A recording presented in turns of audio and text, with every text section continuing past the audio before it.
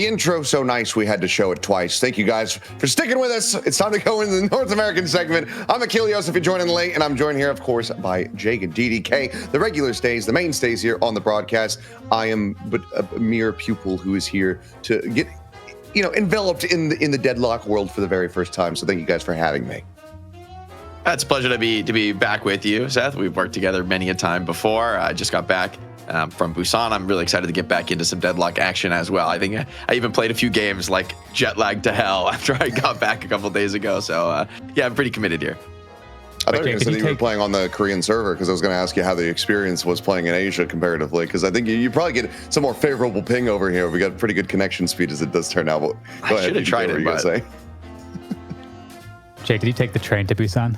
I did not. I took the plane to Busan. There's notably less zombies with that mode of transport, so I just thought it would be wiser. But the train to Busan, I'm told, is great. That's gonna be like the best anti-marketing media ever. I feel like, I mean, it ended up working out quite well, because all the tourists who came over, they're like, well, I have to take the train to Busan. So in fact, the KTX sales probably went through the roof after that movie had come out. So I think it did wonders for the train economy here in South Korea. But yeah, unfortunately, didn't get to see you while you were over here, scheduling conflicts and all that. But it's okay. We're making up for it now by getting ready to go into night shift. So let's go ahead and just dive straight into the bracket as we try to make up for some lost time having to rerun through that intro. We got to see Buff and Joy's defending their title over there in the EU finals. Now we get ready to go into NA for the challenger match. It's going to be Popper's Pupils going up against Vanguard Gaming for the chance to go up against Melee Creeps. Yeah, Vanguard for me, one of the exciting newer teams in the space, but they've been showing some decent results. They've got a tough one, though, in the challenger match, because Popper's Pupils was knocked down to this spot last week by the Melee Creeps. Now Popper's Pupils are back in full force with Zeno, with the full lineup, so this is going to be one of the tougher challenger matches yet for Vanguard Gaming. But in a best of one, anything can happen, guys. Yeah, totally. Absolutely. I agree. I mean, we saw that in the EU. Everybody thought that I was stupid because I said Leviathan was going to win, but look at me now.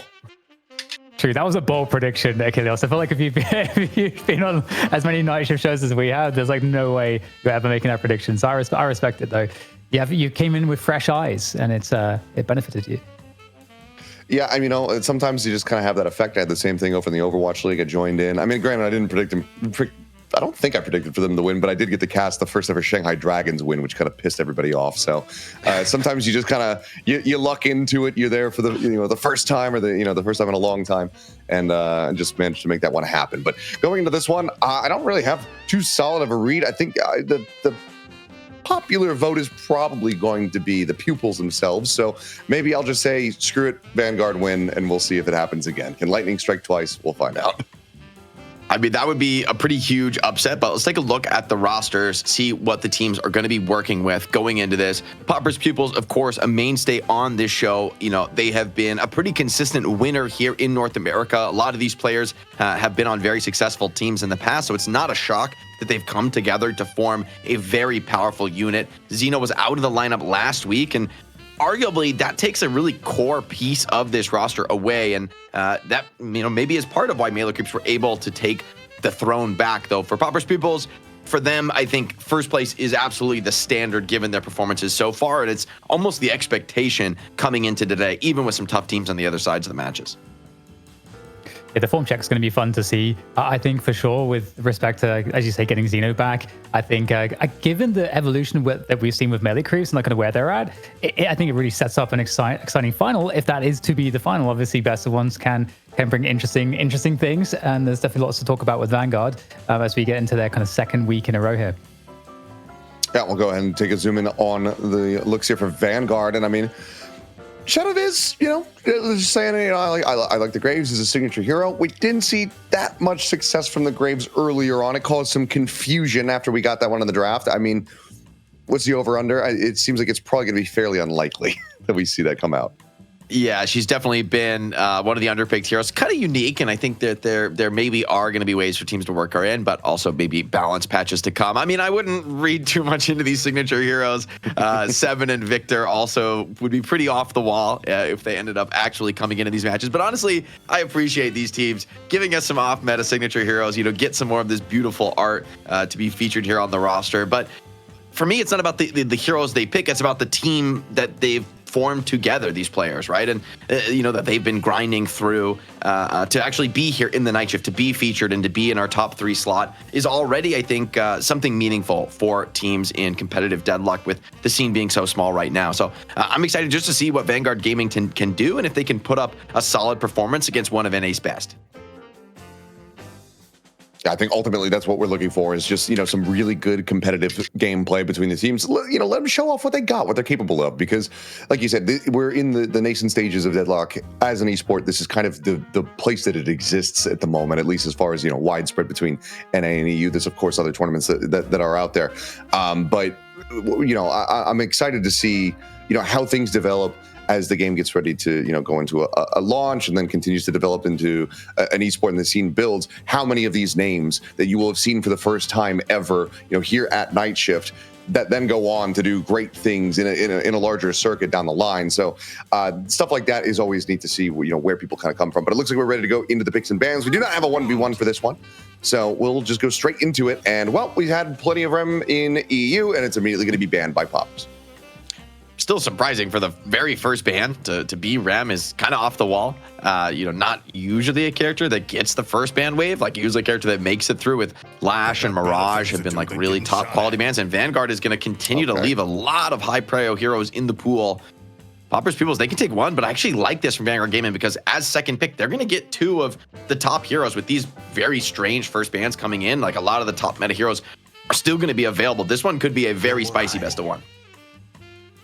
Yeah, and you got to imagine that a doorman or something is now available to come in. Like, do you get the Billy in there as well? So many good options here for Vanguard Gaming to open up. Lash and Mirage, though, for me are like terrifying characters right now in terms of just the dizzying heights that they can bring from a character perspective. But Vanguard opens with Drifter. Okay, I have no idea what to expect anymore. Maybe like another lane dominator to assist the Drifter and getting the snowball going. I would think Lash would be Mirage would be the pick for that, but I don't know what to think with these first picks coming in. I always love when you're doing a show and you get into it and you're just like, okay, you know what? We got to the one region and now I think I'm starting to get a cursory or tenuous grasp on how things are going to be going. And then you shift over to the other region and it's just like, oh no, everything that you just learned, everything you just saw, throw it out the window. Maybe everything that we just saw, throw it out the window as well. I'm not too sure. We'll get word on that from production. Did we get you baited? Did we get you baited with the fake We draft? might have just been colossally baited. I wouldn't be shocked given how completely crazy some of those picks were. I mean, the pocket first pick is like, I get it.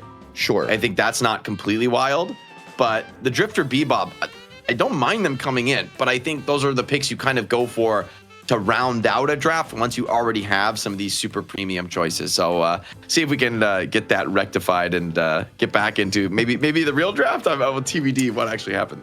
I mean, if part of that, if that is real, even if half of what we just saw is real, then I'm still confused. And I'm the guy who doesn't know anything coming into this one, and I'm confused. So now you really know that we're subverting expectations, and like in a way that Brian Johnson could only hope that he could ever do. It looks like we did have some errors on it. We're going to be bringing it back up here pretty shortly, and then we'll see how much of this is going to continue forward. Because I was not expecting to see the Drifter kind of generally, but especially not as a first round pick. It's interesting that Drifter has actually been, I think, more relevant recently than when he first released, with teams kind of really valuing the ability to provide vision and the spirit nuke on your first skill being actually quite potent. And so being a hero that like gets you vision and maybe scouts things out and has the information that an enemy player is alone, like that information game aspect has proved to be pretty valuable for competitive teams. But let's see if it actually ends up making it in before we ended up talking up those stocks too highly. Power Fuel still first pick, but maybe things are a little, even the bans, to be fair, were like kind of really strange for me. So I wouldn't be shocked if those first bans were different. Yeah. I think we're in a very bursty meta as well. I think something that Drifter does really well, like Calico. So, I mean, it looks like it's going to be the same, right? I actually don't think we're being trolled here. If you think about it from Vanguard Gaming's perspective too, they should go for like ultra comfort. Like don't try to game the draft, just like go ultra comfort, like absolutely guarantee what you want. In fairness, I wouldn't hate that perspective, right? For a team that's like a big underdog in a tough series in a BO1, you might be better served getting, like, I want the draft to make sense internally. If you don't do that, you just can't compete. Like, you need to have like the pieces that are required to have a successful deadlock comp, but they can be the versions of those pieces that are the ones you're actually super comfortable piloting versus what is considered like best in class, and maybe being forced to pick those. One thing I will add, so far so accurate, is that last week we saw Biscuit be able to play Lash. Obviously, Lash is like a S-tier pick at the moment, and yeah, I was going to say, for Biscuit, this makes a lot more sense. That performance that she had was incredibly strong. So obviously, overall, it was a hard game to do well in, but the performance she was able to put up was actually really respectable given the circumstance. So that is definitely, I think, a fairly expected choice there.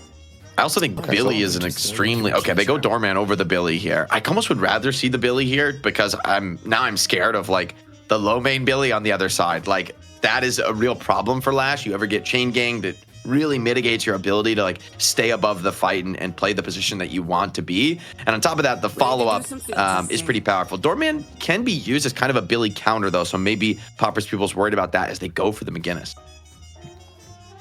Okay. Already quite a bit of differentiation, between the two regions, and I'm sure that's no revelation to you guys. But for me, I'm like, okay, we are in the Wild West here, and you're talking about the Billy. It's going to be taken by Popper's Pupils, so they are just going to go ahead and lock that one through.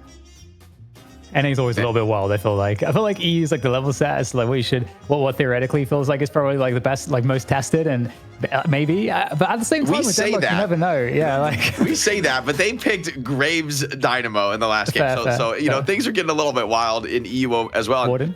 It's Vanguard Gaming who are just running the table with extremely top meta picks. Like on both teams, honestly, both teams are getting crazy tools that we just never see in combination because these heroes, like 5 of the first 6 pick heroes, are like always getting first ban. At least a couple of them are typically off the field. So this one could be kind of crazy. Mirage, Dorman, Lash on the same team. I honestly don't know that I've ever seen that in our matches, at least in the last few months of the meta.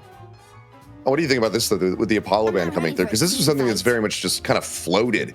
And we did see picked twice in EU just earlier on, but there was no ban priority you paid attention to at all. Is this a targeted ban for somebody on Poppers, or is just a change up in the play styles? I think they just playing not to get like run over. Apollo for me is one of the best laners in the game, like has the most explosive early game and then snowballs with a lot of burst damage, likes to get active. And for Popper's Pupils, the draft that they have, I feel like would be really benefited by what Apollo brings. Spirit nuking, good connection. Even the Billy chain is a great setup for Italia Lausanne. So you pull everyone together and then immediately curse them with the Italia Lausanne, and that is pretty devastating. So I like that they ban out the Apollo. I think that's well targeted. Viscous is still going to be the pickup here. Could be nice as a save into a lot of the threat that Vanguard are bringing, but Viscous has definitely dropped quite a bit in priority over the last month or so. I think a lot of teams have been straying away from him, but Pupils are still going to go for it.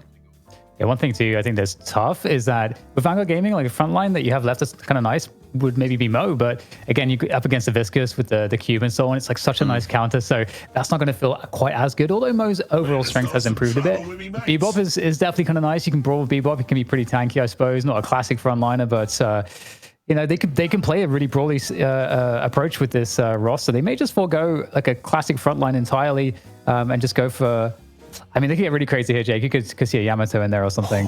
And we'll see that. But the Drifter is a nice way. There's the Bebop Drifter. Okay. I'm understanding now from what happened in the previous drafts. The Bebop Drifter actually are the closeout picks.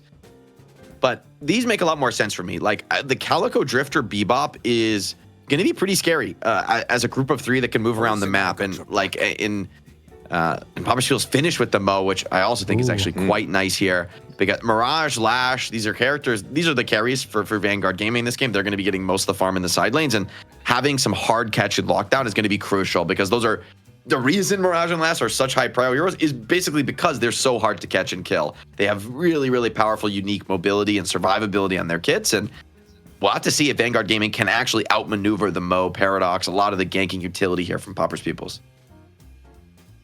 Okay. I mean, it's looking like Vanguard had a good amount of pick potential here. So I'm curious how this goes. ZP, his prediction that he gave before his departure was that we were going to be seeing a lot of Mo and Krill as well here in America. So far, so good. It's living up to it.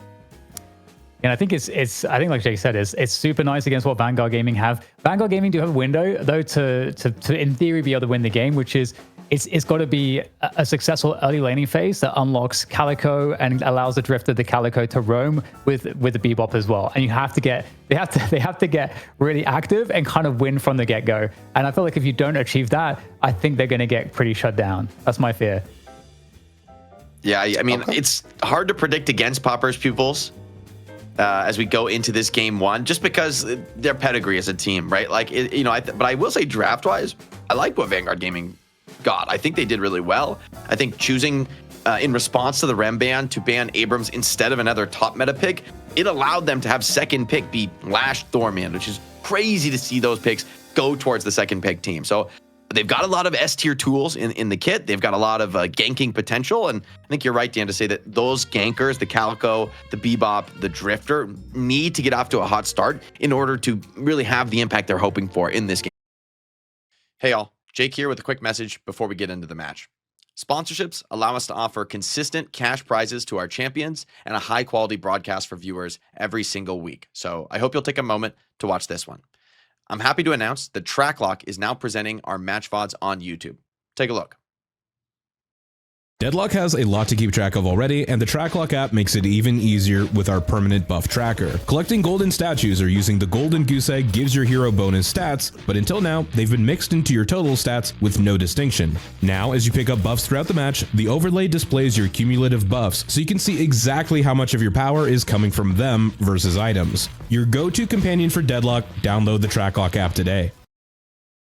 Use the link in the description to learn more about Tracklock's completely free Deadlock companion app. I use it, I enjoy it, and I think you might like it too. As always, thank you for watching The Night Shift and enjoy the show. Well, gentlemen, with that, I'm going to go ahead and leave this over to you. So, Jake, DDK, have fun, and I'll see you on the other side. Thank you, sir. I didn't allow Achilles to get a clean kind of exit there. That's my bad, Jake. I'm very rude. That's what they say about the Brits, famously. I know. Famously rude. Me as an American? No, I would never. As we get into the laning phase, I am a little bit surprised. I saw in the draft, let's see if this is correct. Was this a Leffa McGinnis? I mean, we talk about what Leffa is known for as a player, and I feel like McGinnis is the antithesis of the things I come to expect from him. And it is, in fact, the Leffa McGinnis. I mean, McGinnis carry has been more and more popular for competitive teams, realizing that, hey, she's got the gun to be a carry in a package that has quite a bit more utility than you would normally have on this role. So we'll have to see if that works out. But laning against Mirage, this is a real tough test for Leffa. I mean, this is kind of the strongest laner in the game. I don't think that's completely crazy to say. Maybe alongside Apollo. But of the carries, certainly the one with the biggest presence in the laning phase.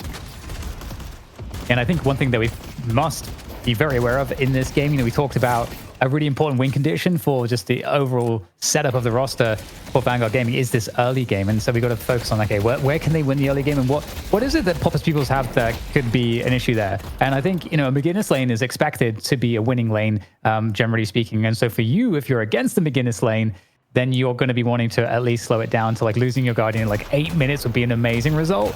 But that means you also need to win a Guardian somewhere else before that time as well. So I feel like there's a lot of pressure there. And then what do you think is the best lane here for Vanguard Gaming?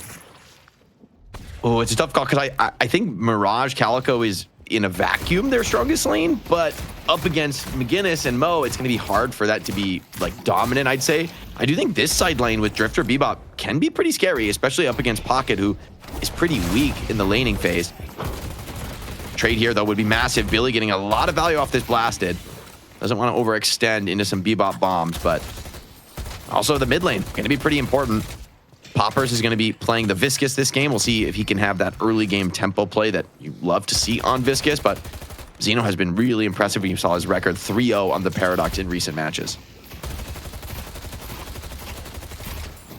All right, so I'm going to be interested to see some of the builds in this game as well. That's something that evolves in these as the metas evolve. The builds evolve. The way we're seeing lots of Veilwalkers, for example. That's been something that's come into the meta pretty significantly.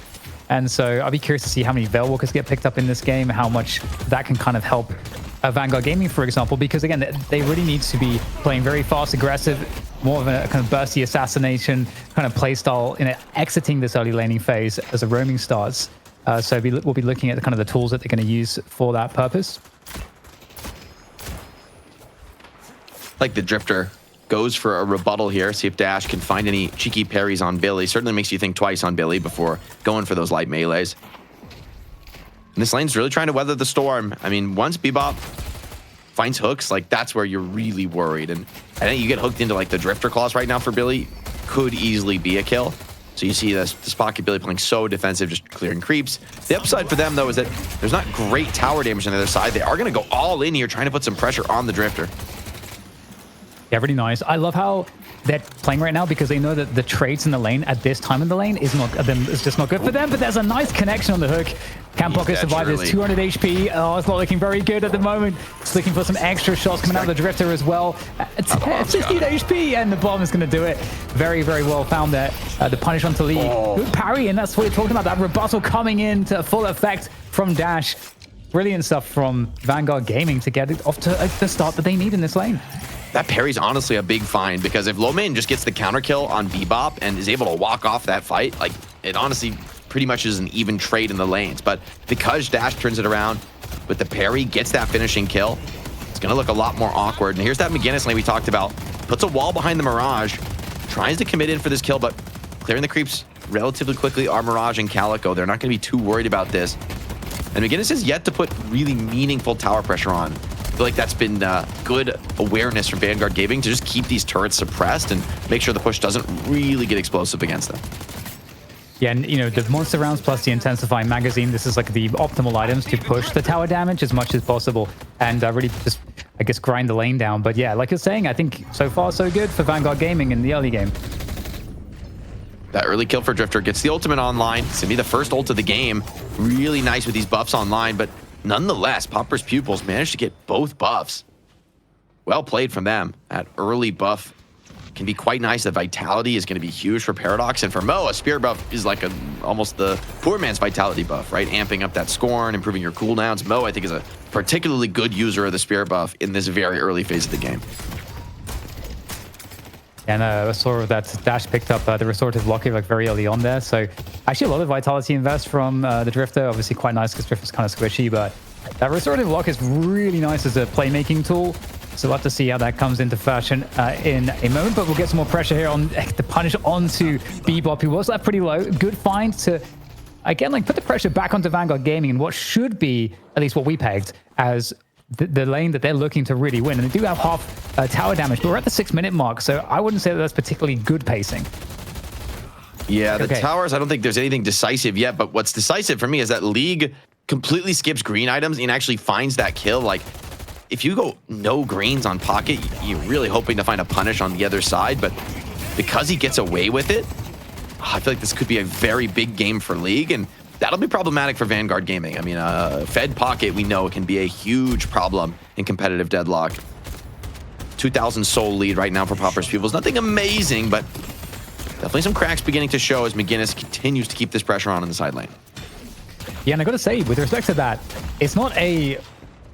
It's not like a very early win somewhere for Vanguard Gaming, like maybe you'd be looking for with their comp. But at the same time, you know, there's a lot of problems on the other end of things. People have lots of ways to take early Guardians, and they haven't been able to find them. So Vanguard Gaming actually doing a great job at keeping the game at an even kill at the moment. They're looking to try to punish here, and you can see the pressure coming in. Popper's People's really trying to convert off of this McGinnis Mo lane, trying to make sure they can get this Guardian down, staying very present in a forward position. There is the combo. They're coming on through. That's a... Oh, I thought 26 HP escape. Calculated, Dan. Oh, Calculated. Oh my goodness. You never needed to worry. Hey, she should be able to walk this off, but Lefa doesn't really care. Like, pushing away the Calico is enough of a win. Like, this should now be a free tower for the McGinnis. So we got a pause coming in for Vanguard Gaming, but his pause is not going to change the fate of the side Guardian. McGinnis is going to pick this one up and open up a lot of space to start accelerating her farm. This is, you know, this is why you pick McGinnis. It's why she goes so early in the draft, is that she offers this incredible ability to pressure early objectives. But for Vanguard Gaming, you would have hoped to maybe stall it out just a little longer. Now when those sinners spawn at 8 minutes, going to be tough to contest on this side of the map.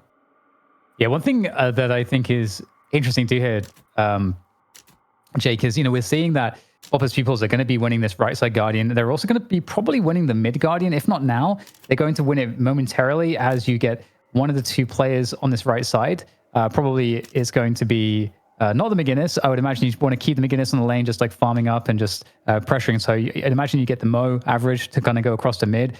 Now the question is, if you know that that's the play that Pupils Pupils will make off the macro, does Vanguard Gaming try to stack up on the mid lane and try to actually like win an exchange there? Get 4 players there in anticipation of that maneuver.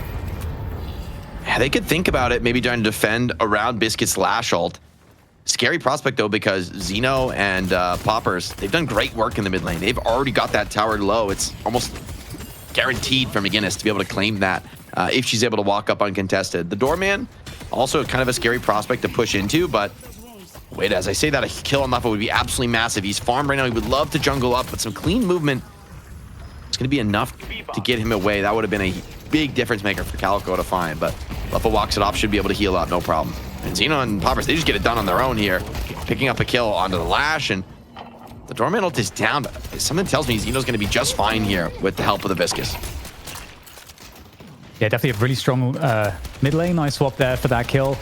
And good, also keeping, I think, that McGinnis lane somewhat honest. And Mo can't really seem to, Average can't seem to walk away too far from Leffa, because you're very vulnerable then as the McGinnis with the lack of mobility to getting kind of bursted on. So definitely keeping that lane honest. We're actually going to get rotation to that right side lane. That's going to be Geo on the Bebop looking to get a hook, and that could be where some action goes the way of Vanguard, as they do put focus on the right side now.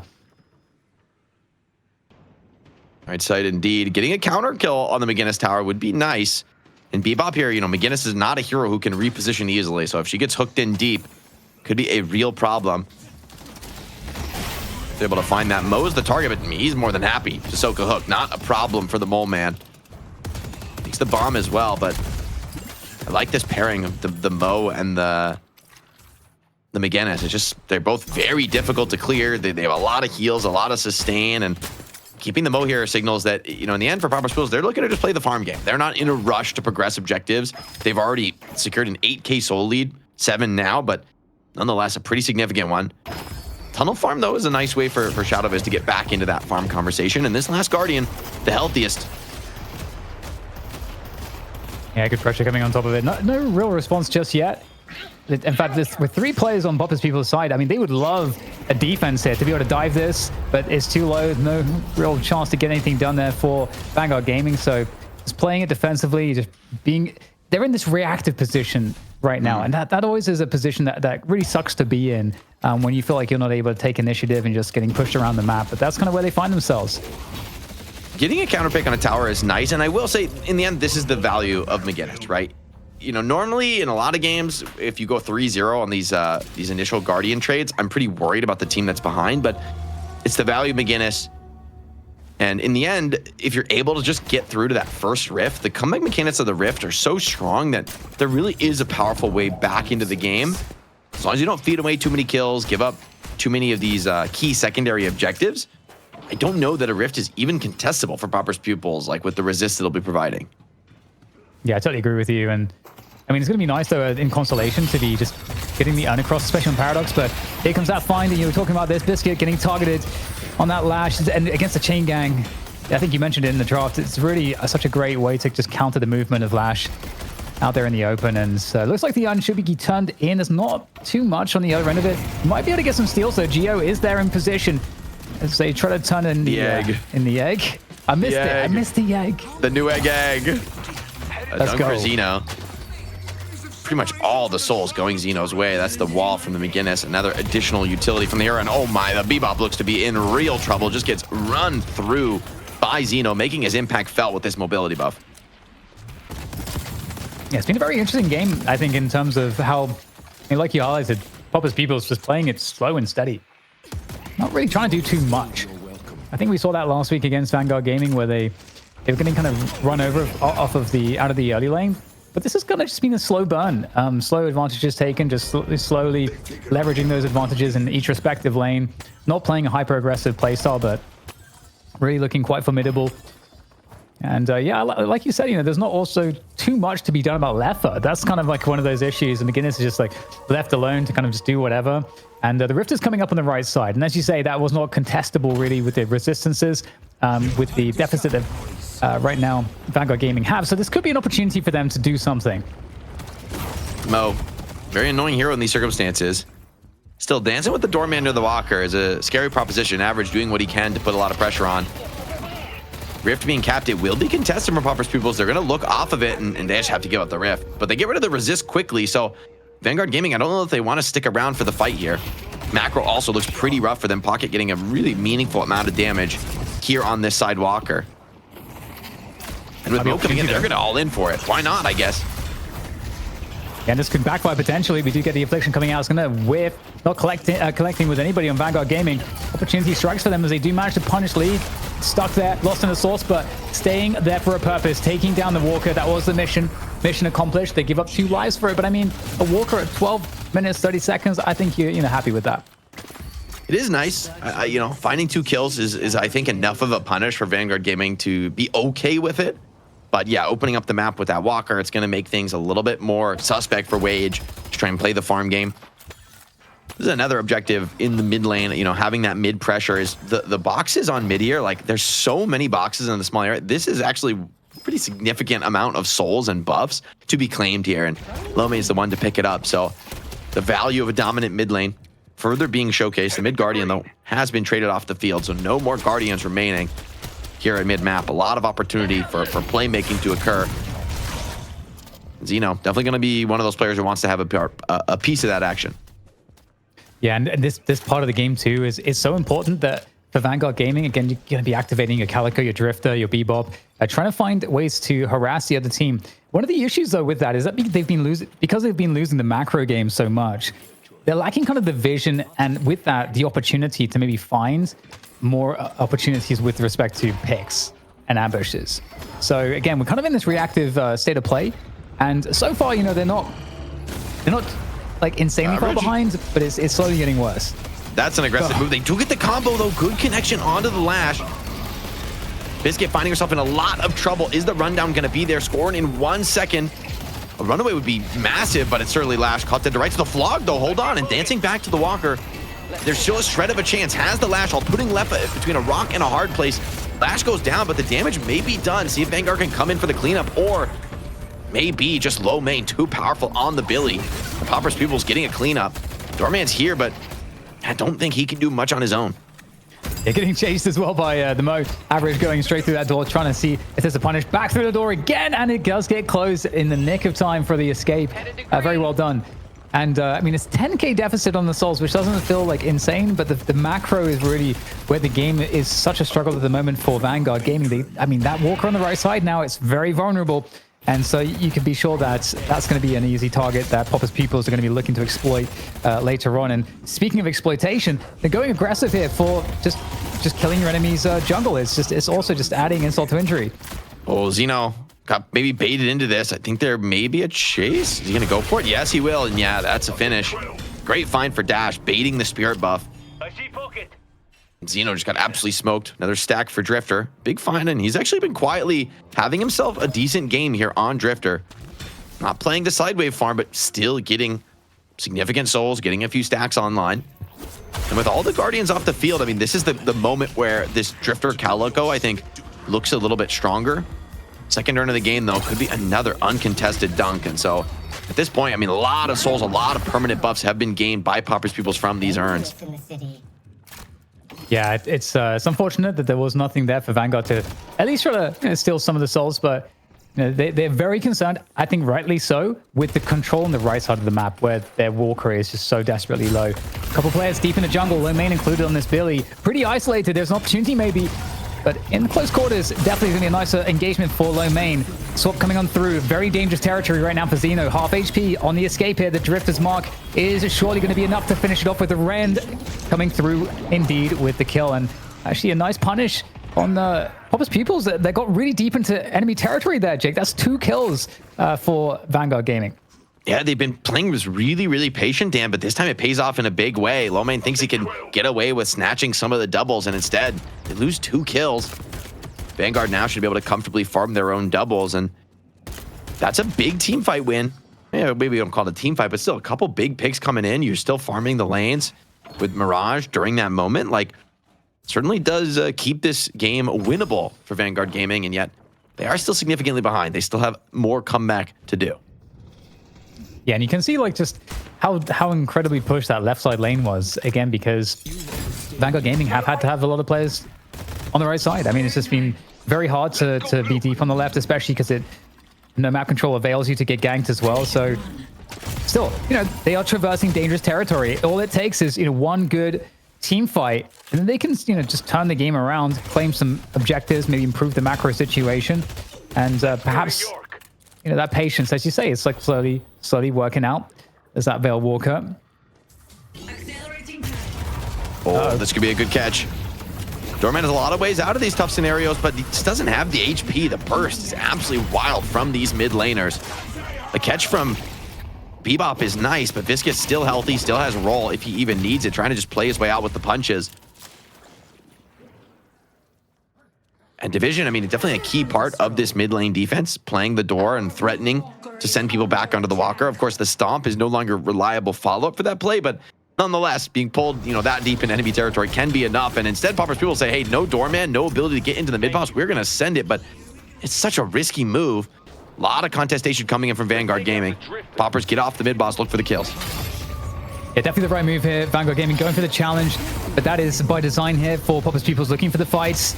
And right now, really nice combo coming on through for the lockdown there. Shadowvis will go down, and with that, you do get some response here from Vanguard Gaming, but they're getting slowly pushed back to their own Walker, and you've got Poppers Pupils now trying to pick the fight. Biscuit comes through with that Death Slap, again trying to zone. That's a good one. A big affliction onto 3, but I don't think there's going to be much follow-up this close to the Walker. The wave is getting really bad now for Poppers Pupils. Couple waves crashing against them.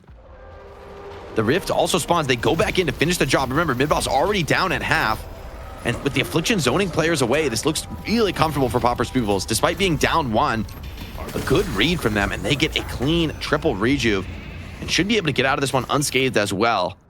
Will they go for the Rift fight, though? It's hard, even with rejuves, to deal with that level of resist. Average going to take the test. Oh, this looks bad for Mo, though. He is just getting evaporated. Yeah, getting absolutely cooked out here. Oh, man. The burrow comes on through again. That's lower cooldown, really paying off there, and might actually survive this situation. In come the teammates finally. The burrow indeed able to get out of the ground, survive, and it's going to be a stolen rift by Poppers Pupils. That does not feel good. That is so massive. Using the strength of the rejuve, average, even if he went down, right, I guess would have been totally worth it. Instead, they have their cake and eat it too. Still triple rejuve. There's no Walker here to deal with these super minions. And oh, another catch. Once again, the mid lane has proven to be a disastrous place to fight. Despite Doorman, despite the mid walker being alive, Zeno has just taken so much here at this part of the map. Yeah, and I don't know if that's that Veil Walker was part of the previous kill, but I've seen there's been like quite a few Veil Walker into swap kills, which are very hard to avoid, especially with the carbine trigger, and you have like that insane movement speed. You can get into like really forward positions for very surprising swaps. And Zeno, coming back today here for Poppers Pupils, putting them back at full strength is definitely looking nice on the Paradox.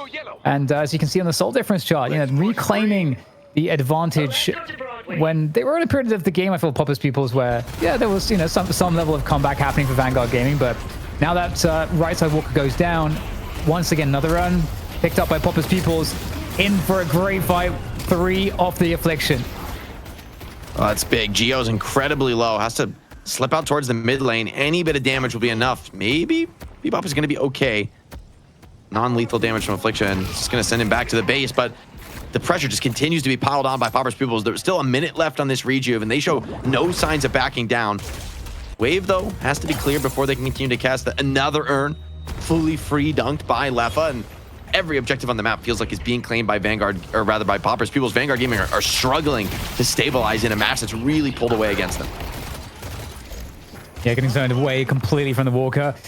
Biscuit will zipline back in there, but I mean, Leffa's gonna put the wall up for some private time with the Walker and that minigun. And right now, Dash just caught behind that wall. It's going to go down, and it's just too much damage, I think, at this point for Vanguard Gaming to sustain. And in addition to the fact that there are still these rejuves online, and You know, life is going from bad to worse. Every single lane crashing against Vanguard Gaming's base now.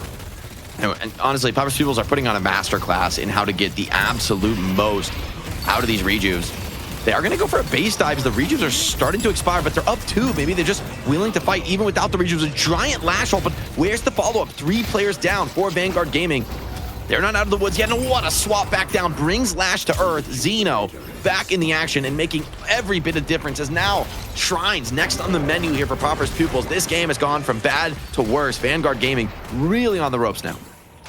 Yeah, not too much to be done. You know, they were able to clean up those side lanes a little bit, so maybe, you know, those minions can do some damage to the walkers. I'd imagine you can get back there in time if you're Pupils Pupils. But it wouldn't even matter if they lost both walkers to the troopers at this point. I don't know that it would.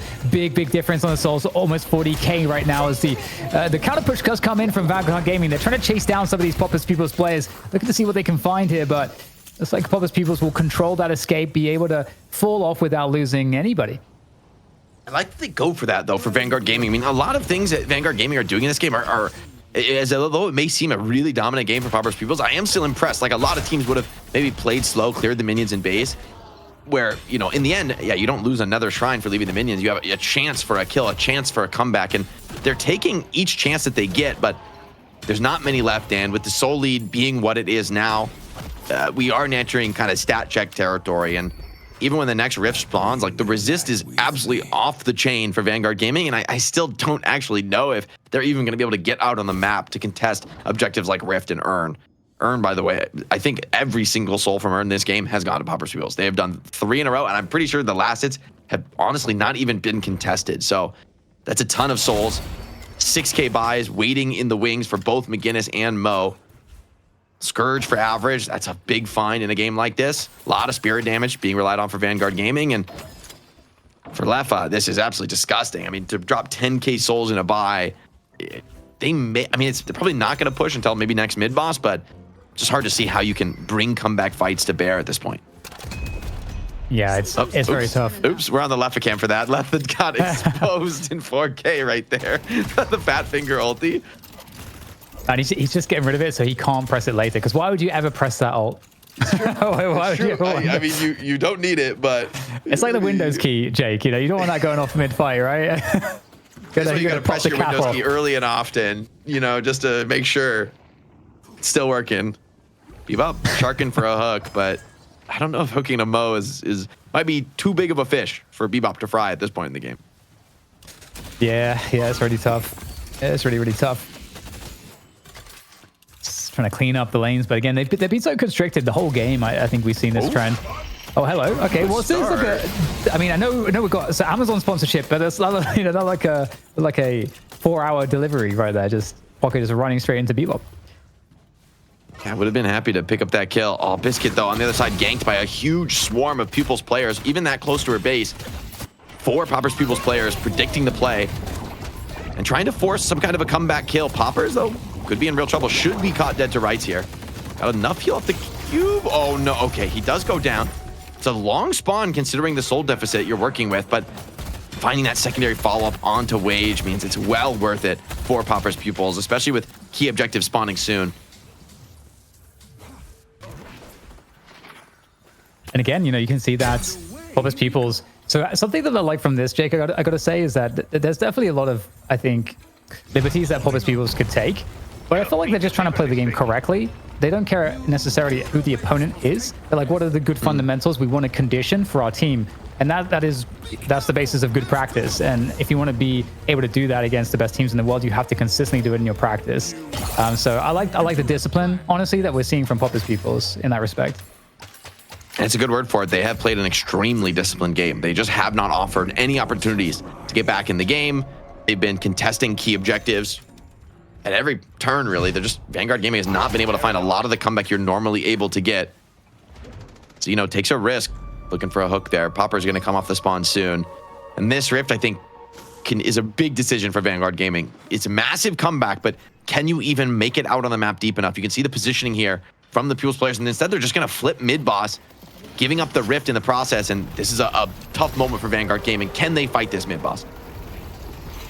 I'm going to have to give it a go. If you have some ults to work with, And right now being protected, you got the wall coming in on the side, stairs as well as the Ryuji crystals fall from the sky. There comes the door though. Is there an opportunity here to steal? In comes the chain gang as well, and straight onto the crystals. It's going to be Popper's Pupils claiming 2, but 1 will go down for Vanguard Gaming, but 3 afflictions on top of them is going to make quick work of a couple of players in addition to the Ryuji crystal. So it's not a good look here. I mean, it's the effort that you needed to see for Vanguard Gaming, but I mean, it's the result that I think you'd always expect. Yeah, expect the result to be sure. Drifter's trying to get a cheeky cap off, and actually he does, as well as taking a rejuve away. Once again, Dash finding a lot of value here. The darkness may even get him out of trouble. Popper's not satisfied with that. He's going to run him down with the help of Average. Oh, no. With the super creep spawning, Mo should have no problem dealing with it. I think the super creeps get the walker, but I mean, we're not significant at this point in the game. I mean, McGinnis going to take that second shrine. Patron to be dropped here, and with long spawns for Division and Dash, maybe just the end of the game as well. I like how the way the left is using the wall. It just feels like a privacy curtain, you know, just like I'm busy. You know, him and the objectives. Don't bother me. Yeah. Do they go for it here? It's kind of a big decision for Popper's Pupils. They are up 50k with a rejuve. A little bit of an awkward wall for McGinnis, maybe just putting some turrets up. You got to get into this pit, though. McGinnis tearing through objectives as she's wont to do, and the kills coming in. The rest of the Pupils diving the fountain here, providing tons of space for Leffa. The touch coming into the pit. Is it too late, though? They have the resist, but the players are just dropping like flies. Zeno uses the team's last rejuve, but I think it's more than enough. Popper's Pupils put on a clinic in game 1. Leffa with a parry to close things out in style. And the Pupils are going to go back to the money match to take on melee creeps, trying to retake that throne in North America. Well, not too long since I left you guys to your own devices, and here we are. Popper's Pupils coming out on top, and I mean, this was just clean, I think is the best word for it. You know, great, just fundamental deadlock from Popper's Pupils to take this one down. Felt like every single thing that Vanguard tried to do just quickly got counteracted. They just had a full reign in this match.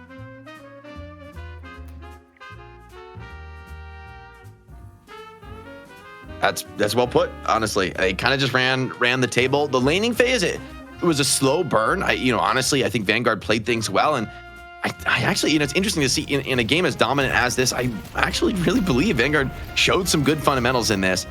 But in the end, Popper's Pupils are just too strong. I think a lot has to go back to this mid lane. Not only do Poppers and Zeno take the mid lane tower before McGinnis even needs to rotate. Leffa just keeps farming silent. He doesn't need to come mid, which is already a big win for a carry McGinnis. But then on top of that, they're snowballing so many kills from that position. I mean, it's clear that Zeno being back in the lineup with a Paradox alongside Viscous, the playmaking potential is unreal from the side lane, and you really felt the impact of it in the mid game. Yeah, this was some really gorgeous play. Sorry to cut you off. That's again, okay. Sometimes just the liaison line broadcasting, the fun stuff. But yeah, this was incredible value from the Paradox. It just felt like every single time you saw Zeno just get the jump on somebody, connects in, gets the swap, and just absolutely nuked them. Yeah, I love that. I love that call out. I think it's really cool to see Paradox getting a bit more attention. As you know, obviously growing the Paradox, we'll be really curious to see if that comes out again. But yeah, that mid dominance I think was really interesting. You know, we looked at mid, from the early laning phase, and we were thinking that it would need some assistance from maybe another lane, but it just wasn't the case at all, given how well they were playing there. And just continually, I think there's a lot of that's the swap threats, especially with the Vel Walker and so on, like looking for those ganks. We saw so much space on the map get controlled by Zeno, and overall, I think if you looked at this game, you would see from start to finish, it was just a game of being starved of information, starved of position on the map, and I think a lot of Zeno's plays had something to do with that. Yeah, I mean, you take a look at the Souls graph, and there's basically not really a singular point where Vanguard was able to really establish a lead into this one. Just really great play across the board from Popper's Pupils. I mean, they come out, they get a very strong draft, and they piloted it to absolute perfection. I mean, Jake, you were pointing it out in the cast. Not a single urn into the hands of Vanguard Gaming, and a lot of those were completely uncontested. You just run them in, drop it off. Okay, just walk away from it. Don't need to worry about anybody stealing any souls here. It was just fantastic map control. Yeah, I'd give a lot of credit even to players like Average in this game on the Mo. I mean, he's just so incredibly flexible, right? Like Mo comes in the meta, Average pilots. This is a guy who is just willing to play whatever the team needs, and yet the gameplay doesn't suffer from it. And there's not many players in a game as complicated as Deadlock that can speak of that kind of willingness to play something that he hasn't played before and still make it look very effective. Really dominant lane alongside Leffa, making the right choices about when to support that McGinnis from there on out and when to just be a part of other kills.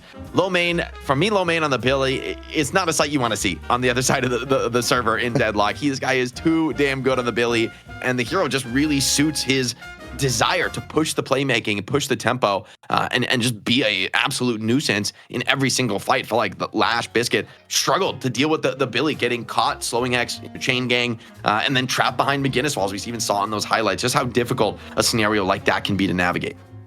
Yeah, I mean, you pointed it out during the draft, seeing, the Billy come through, how this was going to be a big pain point for Vanguard across the board, but especially for Biscuit. And she just could not really get the value needed for that Lash to start to take off and be able to take over a game, because Low Main was just constantly just dragging everybody out of position. I mean, even for the Bebop, like Geo, it just felt like every time you got a hook, it was just like, well, I don't know what to do now, because I just pulled somebody in and they're just going to blow me up. So it's just a very good, just clean play the whole way throughout for Popper's Pupils, and they very quickly earned their way into that championship match and a chance to go ahead and retake the throne.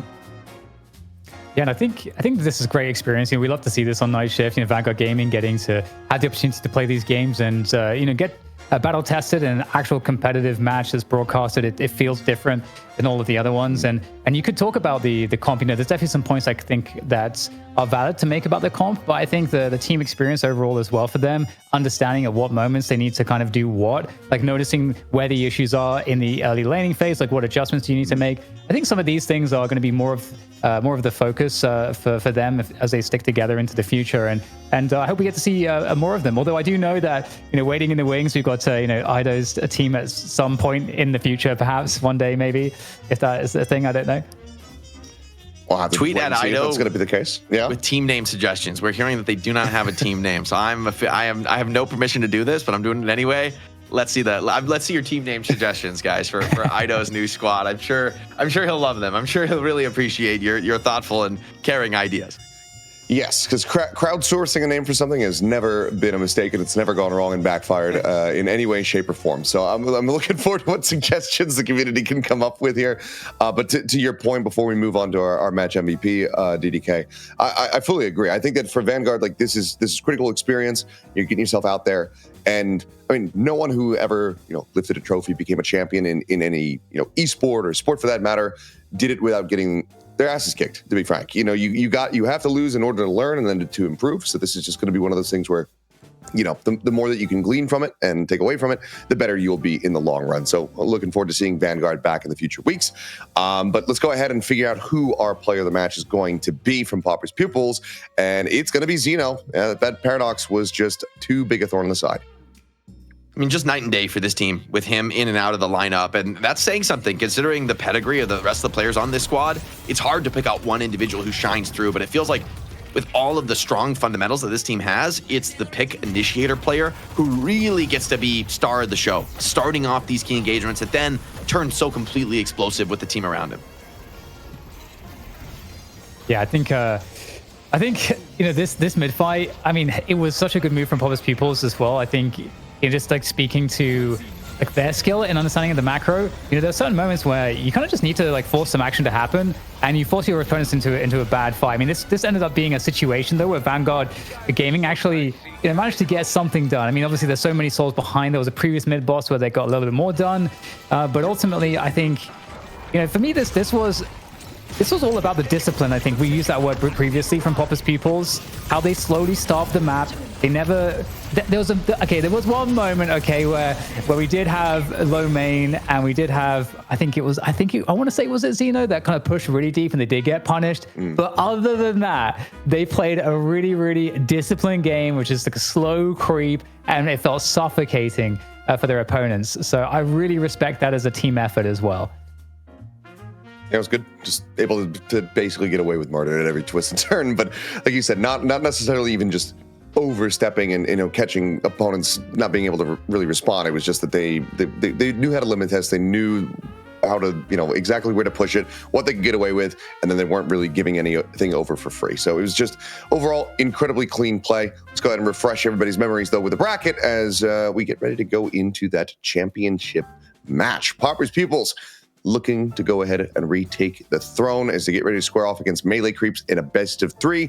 This is the, kind of expected result coming into this. I tried to put a punt out there for Vanguard Gaming, work some of my magic. I guess I've sapped all my powers with Leviathan earlier on, so that couldn't quite come to fruition. But I mean, after such a dominant display, I'll go to you first, Jake. How are you feeling about this championship match? Which way do you think it's going to go? I mean, right now, this is the battle for the soul, really, of North America. These two teams have been at the top. They've traded places and, have membership changes, roster shifts over time. But it feels like it's been months. These are the two teams. These are the real title contenders for the best teams in North American Deadlock. I think Pupils, for me, having the full roster back in, I think they're going to be able to take it. But Melee Creeps, they always seem to have some tricks up their sleeve. So, you definitely can't count them out. I feel like I expect this one to go to 3. Yeah, I feel the same way. Sorry, I preempted you coming to me on that one. And I think I feel the same way. The thing that's interesting is that Melee Creeps hasn't been together in this orientation for as long as Pupils, and I have like been seeing improvements every week. So I'm kind of wondering, what does that top out at a certain point, or do they keep going? And so I actually want to lean towards Melee Creeps. I'm a big fan of what they've put together with this roster, and based off of last week plus some improvements, I think this should be. I agree with you though, Jake. A 3-mapper. Okay, I mean, it would be nice to see get some really nice contention between these squads, and also just get to see 3 maps to see how everything's going to shake up, what the drafts are going to be looking like game over game. So I think that would be really neat, because already, I mean, this one did surprise us. It ended up being a little bit out of order, but the picks that we did see ended up getting there in the end. So I'm hoping that is going to be the case. Let's go ahead and make my day a hell of a lot longer. I'm all in for it. But before we get into that, we're going to go to a quick little break, and then when we come back, we'll get into the championship match and see who's going to be walking away with some extra cash. So don't go anywhere.